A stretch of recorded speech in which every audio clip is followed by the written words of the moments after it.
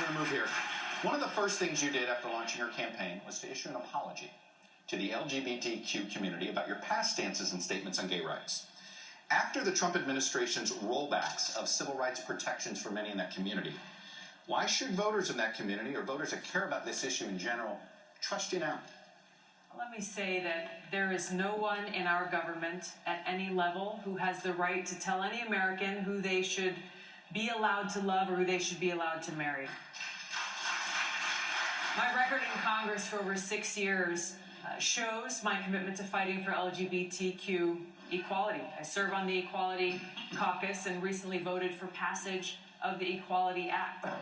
Maybe many people in this country can relate to the fact that I grew up in a socially conservative home, held views when I was very young that I no longer hold today.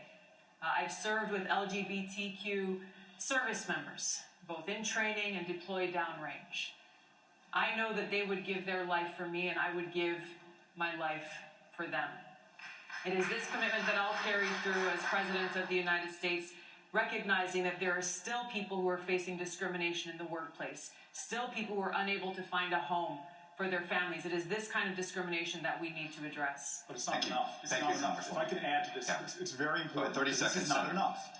Look, civil rights is some place to begin, but in the African American civil rights community, another place to focus on was to stop the lynching of African Americans. We do not talk enough about trans Americans, especially African American trans Americans, and the incredibly high rates of murder right now.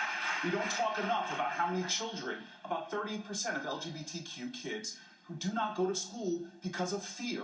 It's not enough just to be on the Equality Act. I'm an original co-sponsor.